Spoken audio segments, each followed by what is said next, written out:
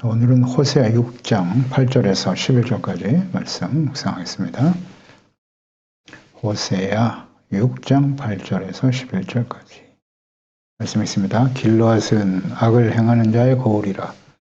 피 발자국으로 가득 찼도다. 강도 때가 사람을 기다림같이 제사장의 무리가 세겜 길에서 살인하니 그들이 사악을 행하였느니라. 내가 이스라엘 집에서 가증한 일을 보았나니 거기서 에브라임은 음행하였고 이스라엘은 더럽혀졌느니라.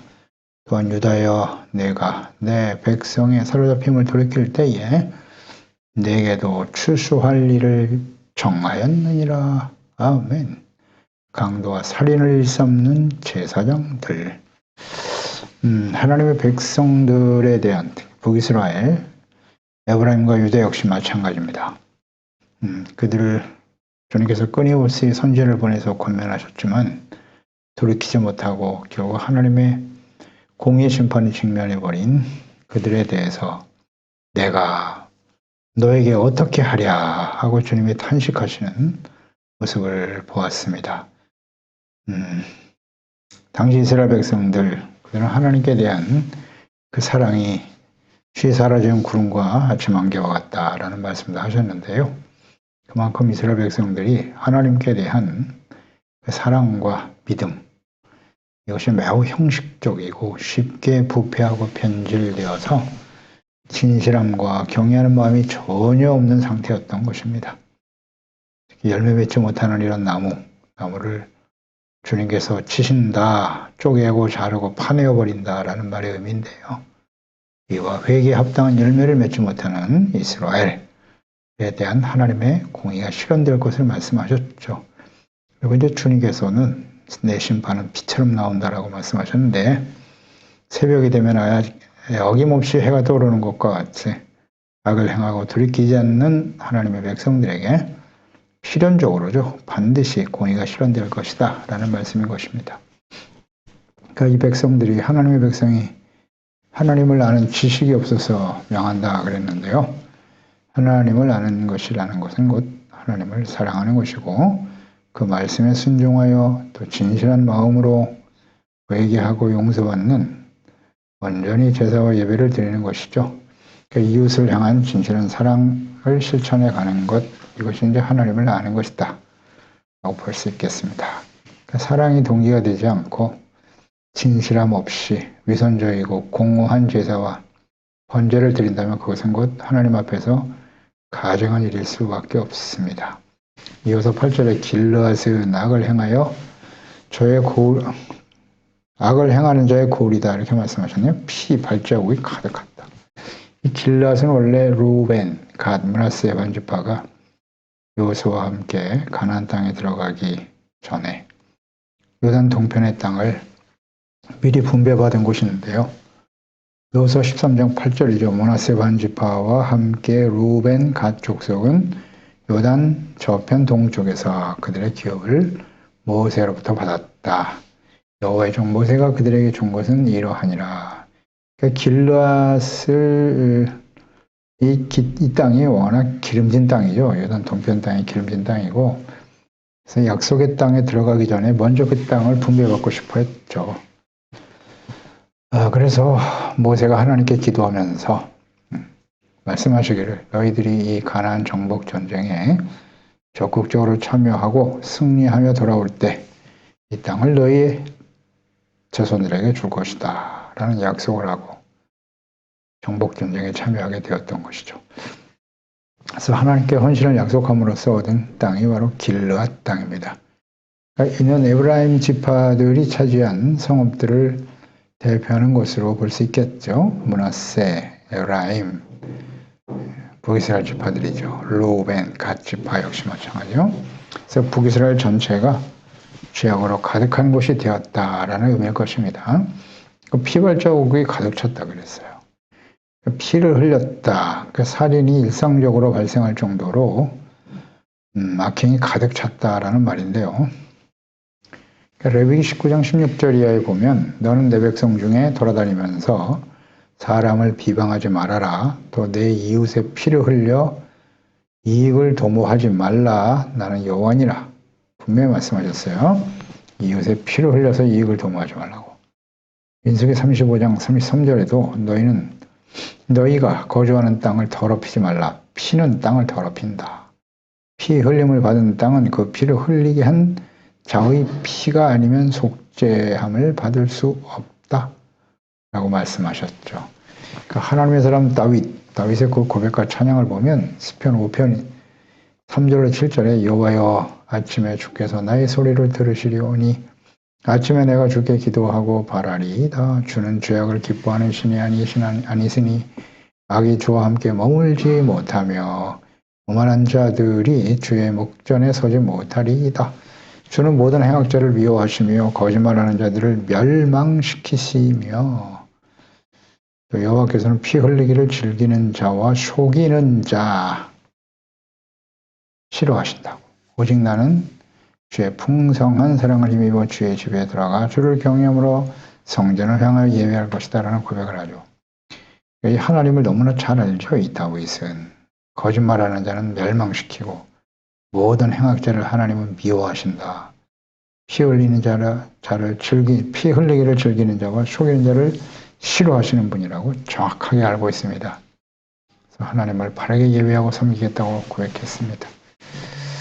하나님의 백성들의 성읍이 지금 죄악이 가득한 곳이 되었습니다. 피 흘리는 죄에 대한 구체적 범죄 사실을 적시하셨는데요. 9절이죠.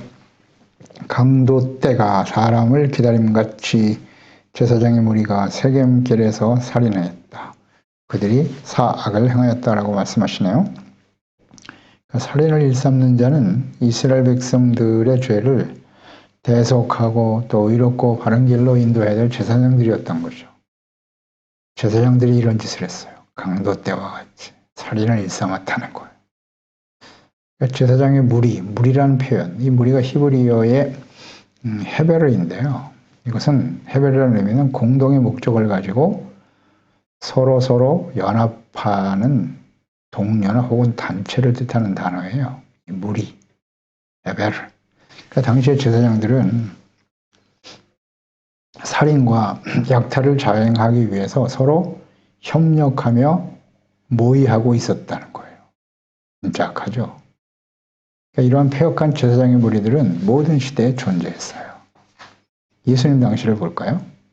대제사장, 서기관, 바리새인과 사두개인들이 서로 연합해서 예수 그리스도를 죽이는 일 혈안이 되어 있었죠. 그러니까 자신들의 권익을 지키기 위해서 죄 없으신 하나님의 아들 그리스도이신 예수님을 부정하고 모함의 십자가에 못 박아 죽입니다.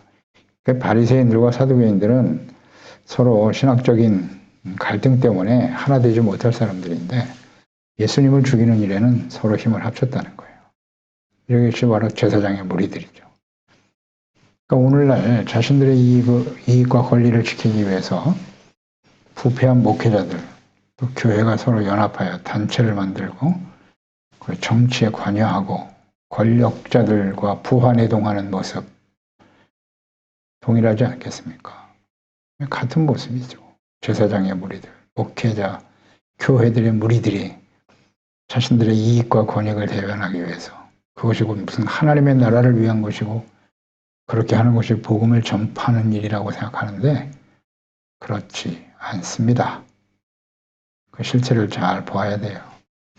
폐역한 많은 제사장들이 부패하여 강도 때가 사람들을 기다린 같이 세겜에서 살인을 일삼고 악을 행했다라고 말씀하고 있네요. 이것이 이제 심판과 멸망의 원인이 된다는 거예요. 세겜은 어떤 곳입니까? 요단 서편에 위치한 레위 지파의 성읍이죠. 그리고 도피성, 6개의 도피성 중에 하나예요. 도피성은 부지 중에 살인한 자들을 도피하여 살인을 면할 수 있도록 하나님이 정하신 곳이죠. 세겜. 그곳에는 대부분 레위인들이 살았어요. 레위인들이 기업으로 받은 땅이기 때문에.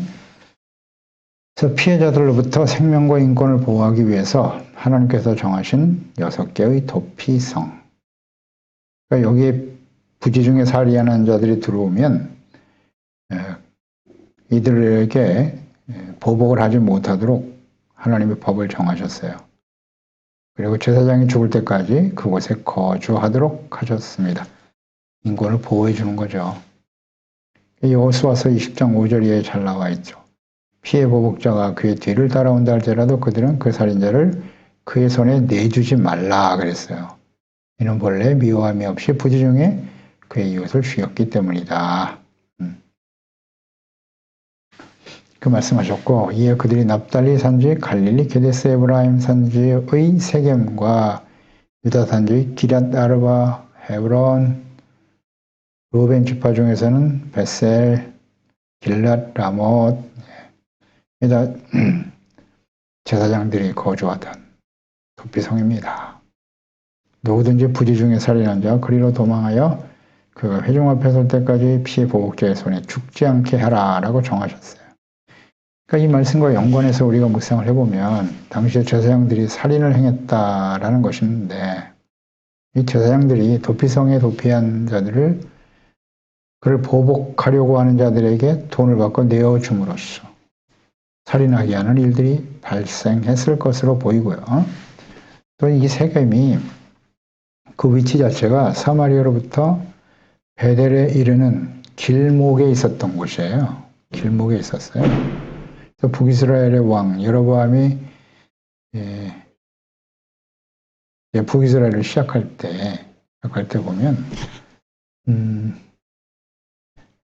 예루살렘에 내려가서 예배를 드리지 못하도록 국경을 차단시켜 버렸죠. 금송아지 우상을 세우고 베델에 이제 우상의 단을 쌓고 또 자기 마음대로 일반인을 제사장으로 세웠어요. 또 자원하는 사람은 모두 다 제사장으로 세우는 이런 폐역을 행했죠. 그래서 이들은 이스라엘 북쪽으로부터 예배 장소인 베델로 가는 순리자들 이 세겜길에서 그들을 가로막고 살인을 일삼았다는 거예요. 못 내려가게 하는 거예요.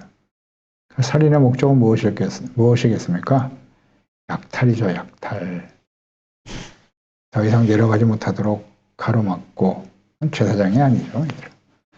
그래서 제사장들의 탐욕과 잔인성을 보여주고 있는 것이에요. 이런 일을 자행하고 있었다는 거예요. 북이스라엘에서. 세겜길을 점검하고 순례자들을 대상으로 살인 강도 행위를 일삼았던 것입니다. 이 강도와 살인 굉장히 무서운 죄죠. 무서운 죄지만 이것은 또 한편 일상적으로 발생하는 죄이기도 합니다. 시편 5편에도 고백했습니다마는 하나님을 경외하고 하나님이 범죄하고 악을 행하는 자를 미워하신다는 그런 고백을 했습니다만 그 다윗 왕도 역시 한순간에 이런 심각한 죄를 짓고 말았죠. 충성스러운 부하 장군이었던 우리야. 그 우리야의 아내를 겁탈했죠. 또 자신의 죄를 은폐하기 위해서 충성스러운 우리야를 모의 살해했습니다.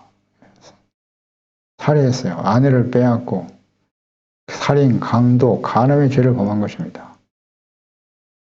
이런 일들은 이렇게 하나님의 거룩한 주의 자녀 백성들 가운데서 일어나고 있었고 오늘날도 마찬가지겠죠. 하나님의 자녀들, 목회자들도 이 죄악에 자유롭지 못합니다.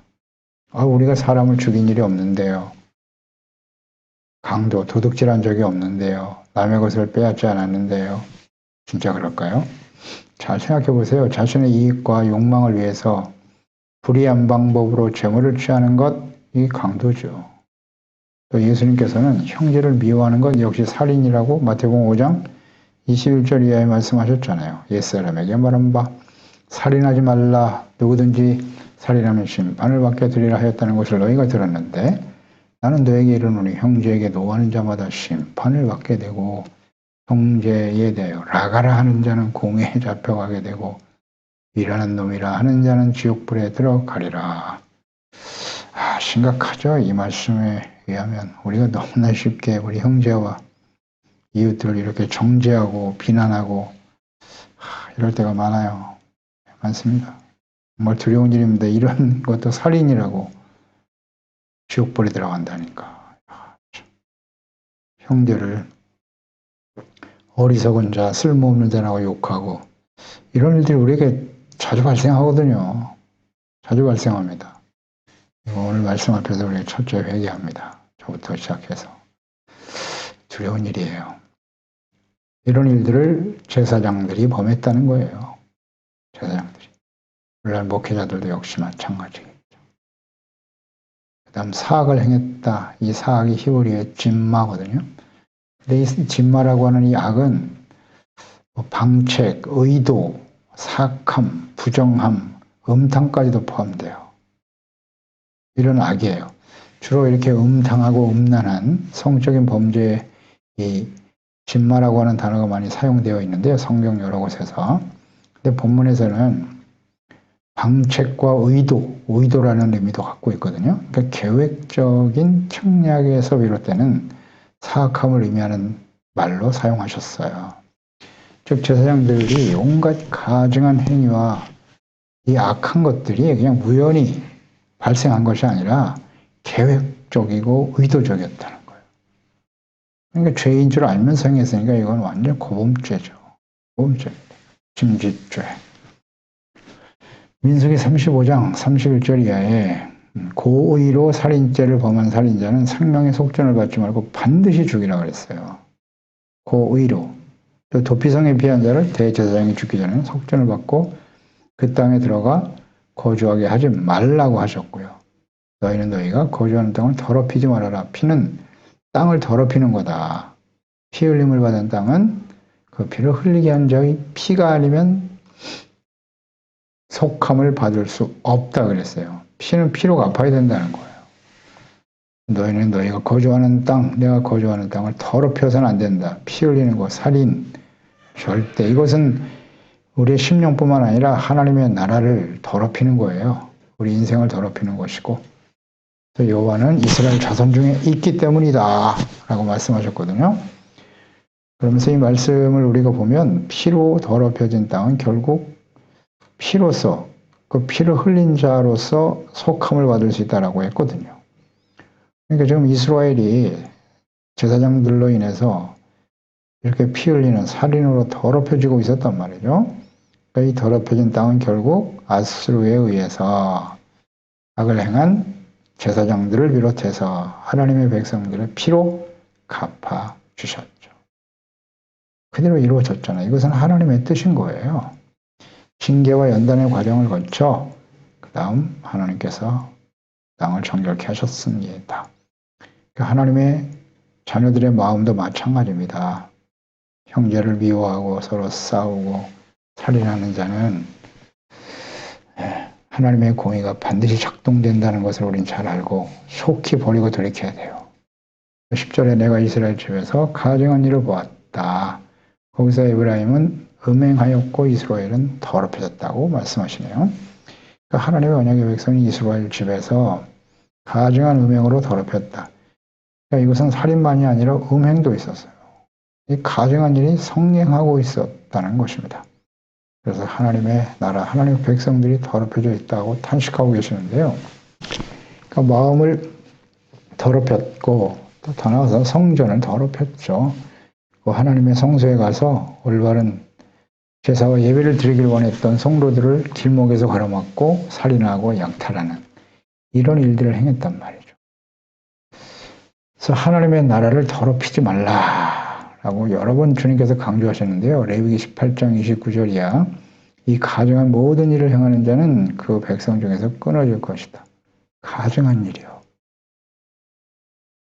그러므로 너희는 내 명령을 지키고 너희가 들어가기 전에 행하던 가증한 풍속을 하나라도 다 따름으로 스스로 더럽히지 말아야 한다. 나는 너희 하나님 여호와니라. 이전에 행했던 가증한 것, 또 가나안 땅에 들어가면 그것에 우상숭배하는 자들로 가득하죠.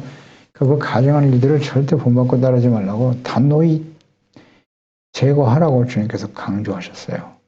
그러니까 이 가증한 일은 무엇인고? 우상숭배와 음행이겠죠. 잠언서 21장 27절에 보면 악인의 제물은 본래 가증하다.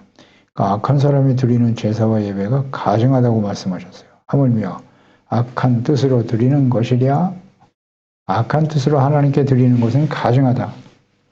하나님이 받지 않으신다는 겁니다. 이거 알고 있나요, 우리? 악인의 재물은 본래 가증하다. 불의를 행하고 악을 행해서라도 벌은 재물을 하나님께만 많이 드리면 하나님이 그걸 기뻐하신다, 축복해 주실 것이다.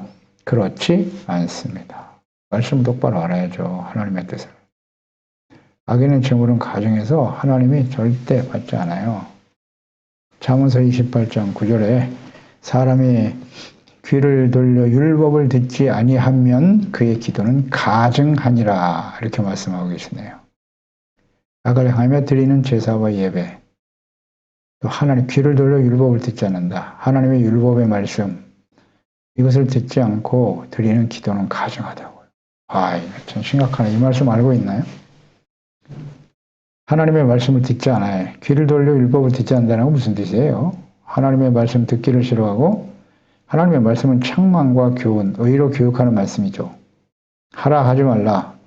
율법의 말씀은 죄를 깨닫게 하는 거거든요. 그래서 회개하고 용서받고 의롭다는 얻으라고 하시는 건데 이것 자체를 듣기를 싫어한다. 이것은 하나님의 책망의 말씀을 듣기를 싫어한다는 거예요. 교만하죠? 교만한 겁니다. 이런 사람이 드리는 기도 가증하다. 오직 자신의 이익만을 위해서, 자신의 구복만을 위해서 힘쓰는 사람들, 그러면서 하나님의 말씀을 듣기는 싫어하고 회개하고 돌이키지 않고 가증하다. 그런 기도와 헌신을 드리고 있지는 않나요? 잘 생각해야 합니다. 또 11절에 보면 또한 유다여 내가 내 백성의 사로잡힘을 돌이킬 때 너에게도 추수할 일을 정했다. 미리 정해버리셨네요. 그러니까 지금 북이스라엘에 대해서 이 호세아 선지자가 북이스라엘이 아수르에 의해서 멸망을 당할 수밖에 없었던 그 모든 정황들, 그 원인들, 또 하나님의 뜻이 어떠신가를 지금 말씀하고 있는데요. 북이스라엘뿐만 아니라 유다까지도 주님께서 함께 경고하고 계시는 거예요. 그러니까 이 유다 역시 이스라엘과 같은 하나님의 공의 심판에 직면하게 될 것이다 라고 좀 경고하고 계시는 거죠. 그러니까 이 가증하는 일을 행하는 북이스라엘에 대한 하나님의 공의의 심판을 통해서 교훈을 얻지 못하면 하나님께서 추수할 일을 정하셨다. 예정하셨죠. 근데 이거 정하신 대로 북이스라엘이 멸망한 이후에 히스기야 그 아들 아주 패역하고 악한 왕 아들 므낫세, 그 다음 마지막 요아스의 아들들이죠. 그들에 의해서 유다도 멸망의 길을 가고 말죠. 멸망의 길을 가고 말아요. 우리가 호세아서 묵상하면서 다시 한번 강조합니다만 시작할 때도 그랬죠. 호세아서가 왜 중요한가? 북이스라엘이 멸망당하는 이 과정, 그 원인이 무엇인가를 충분히 듣고 교훈을 얻었어야 한다는 거죠. 유다가. 그런데 북이스라엘이 멸망하는 걸 보면서도 또다시 그들의 길을 갈 수밖에 없는 유다, 하나님의 백성들이죠. 그러니까 하나님의 말씀을 모르면 지식이 없어 망하는 거예요. 이 하나님의 뜻이 어떠하신가를 정확하게 이해하고 있어야죠. 그러니까 우리도 이 호세아 말씀을 지금 묵상하면서 하나님의 뜻이 어떠하신지를 바르게 이해하고 깨닫고 교훈을 얻지 못하면 우리도 유다가 갔던 그 길을 또 가겠죠. 그건 뭐 구약 시대에나 있었던 이야기죠. 우리랑 무슨 상관이 있냐고요? 이건 성경을 잘 모르는 거예요. 하나님을 모르는 것입니다. 성경은 진리예요. 하나님이 1.1획도 떨어지지 않는다고 말씀하셨어요. 기록하여 남기신 진리의 말씀, 모든 시대의 모든 하나님의 자녀 백성들에게 그대로 적용되는 말씀입니다. 교훈을 얻으라고 이 유다들에게 이 경고의 말씀을 하고 계시는 거예요. 너희들이 돌이키지 않으면 북이스라엘의 길을 따라가게 된다면 추수할 일을 정하셨다. 추수는 무엇이겠습니까? 악한 자를 심판하시고 하나님의 공의의 심판이 적정됐다라는 말씀이겠죠. 이 추수라고 하는 말을 사용하셨는데요. 추수는 알곡과 가라지를 구분하는 날이죠. 알곡은 천국 창고에 걷어들이고 가라지는 불 속에 던져지게 되는 것입니다. 이것이 하나님의 심판이죠. 그러니까 예수님께서 다시 재림하실 때 이 추수하시는 날이에요. 분명히 오셔서 알곡과 가라지를 구원하실 거라고 약속하셨지요. 네, 분명히 약속하셨습니다. 출소하기 위해서 오실 예수님을 알고 있나요? 그분이 와서 알곡과 가라지로 구원하신다는 것도 알고 있나요? 그러니까 우리 그리스도인들 개인이 하나님 앞에서 알곡인지 가락인지 주님 앞에 반드시 분별할 판단받을 날이 옵니다. 교회 역시 마찬가지겠죠. 그런 거로 우리는 끊임없이 하나님의 말씀 앞에서 성령님의 인도하심을 따라 내가 지금 어떤 열매를 맺고 있는지를 점검해야겠죠. 그리고 이 하나님의 말씀을 이렇게 주야로 묵상하면서 교훈을 얻어야겠죠. 아, 유다도 결국 그 길을 가는구나. 그 이후에 예루살렘에서 바벨론 포로 70년 동안 연단받아 돌아온 하나님의 백성들 또다시 하나님의 공의에 심판의 길로 가죠. 하나님의 아들을 보내셨는데 역시 마찬가지죠. 지금 2000년이 지나고 있지만 이스라엘 언약의 백성들은 예수님을 그리스도로 아직도 인정하지 않고 있어요. 쉽지 않죠. 그러니까 하나님의 백성들, 불신자를 얘기하는 게 아니라 하나님의 백성들이 이렇게 완악하다고요. 지식이 없어 망하는 거예요. 교훈을 얻었어야죠. 우리는 오늘날 이 하나님의 성경에 있는 모든 말씀들을 묵상하면서 이 모든 말씀들이 당시의 역사 속에 성취되었을 뿐만 아니라 그 예언의 말씀들이 그대로 다 성취됐지 않습니까? 오늘 말씀하신 것처럼 유다에게도 추수할 일을 정하셨다고 하셨는데 북이스라엘은 BC 722년에 아수르에서 망했고 하나님이 기회를 더 주신 거죠. 그런데 역시 유다도 바벨론에 의해서 BC 586년 심판의 길을 가고 말죠. 예수님을 보내셨을 때 그들은 예수님을 거부했고 그래서 AD 70년 로마에 의해서 멸망을 당하는 겁니다. 요한계시록의 심판이 이 땅에 이루어지게 되겠죠. 듣기 싫어도 자꾸 들어야 돼요. 교훈을 얻지 못하면 계속 하나님의 백성들이 그 죄악된 길로 하나님의 공의 심판의 길로 간다는 거예요. 돌이키지 못한다는 거예요. 그 이스라엘 백성들이 우리가 다릅니까? 아니요. 우리도 마찬가지예요. 우린 이방인이잖아요. 이방인 중에 예수님의 십자가의 대속의 은혜로 구원받은 사람들인데 이걸 정말 조심해야 됩니다. 두렵고 떨리는 마음을 가지고 하나님의 말씀을 듣고 깨닫고 돌이키고 용서받고 의롭다함을 얻고 진실한 마음으로 하나님의 은혜를 감사하고 하나님의 구원을 온전히 이루어가는 성숙해가는 하나님이 다스리시는 하나님의 나라 의를 생명보다 소중하게 여기는 하나님의 신실한 종들이 되어야 할 것입니다. 기도하겠습니다. 하나님 아버지, 오늘도 주의 말씀을 묵상합니다. 하나님께서 이 호세아 선지자를 통해서도 이미 북이스라엘이 왜 하나님의 공의의 심판에 직면할 수밖에 없는가? 지식이 없어 망한다고 하셨습니다. 하나님을 몰라요. 하나님 앞에 그 하나님이신 약속의 말씀, 율법의 말씀의 의미를 전혀 몰라요. 자신들이 얼마나 심각한 죄인인가를 모릅니다. 그러니 우상숭배의 죄악에 빠질 수밖에 없는 것이고 아무리 하나님의 말씀을 전해도 듣지 않습니다. 그래서 결국 하나님의 공의의 심판 가운데 직면할 수밖에 없는데 무엇보다도 제사장들이 이 살인과 강도짓을 하고 있습니다. 자신의 유익을 위해서 이와 같은 일들을 범하고 있었더라. 이것은 모든 시대에 계속 자행되었고 예수님 당시에도 마찬가지였죠. 오늘날 그 이후에 교회 시대에 마찬가지죠. 오늘날도 마찬가지예요. 목회자들이 살인과 간음, 오늘 우리 그리스도인들 마찬가지예요. 형제를 미워하고 욕하는 것이 살인이라 하셨고 하나님의 것을 도둑질하는 그런 일들이 우리 가운데 있지 않습니까? 하나님의 나라와 영광을 위해서 일하는 것보다는 오직 자신의 이익만을 추구하려고 하는 것, 그런 목회자들, 재직들, 그리스도인들 동일한 모습 아니겠습니까? 정말 두렵고 떨리는 마음으로 진실한 마음으로 회개하고 돌이켜서 우리에게 주어진 시간이 그렇게 많지 않은 것 같습니다. 개인적으로도 그렇고 시대적으로 봐도 곧 이제 주님 오실 날이 가까운데 추수할 날을 유다에게도 정하셨다고 하셨는데 그대로 성취되고 말았네요. 요한계시록은 무엇입니까? 예수님의 재림과 추수하시는 날이에요.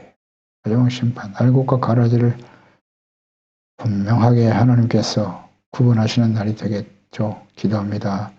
종과 우리 말씀을 듣는 모든 지체와 가족들만큼이라도 하나님 앞에 성령님의 인도하심을 따라 성령의 열매를 맺고 알곡으로 하나님 앞에 설 수 있게 도와주옵소서. 예수님의 이름으로 기도드리옵나이다.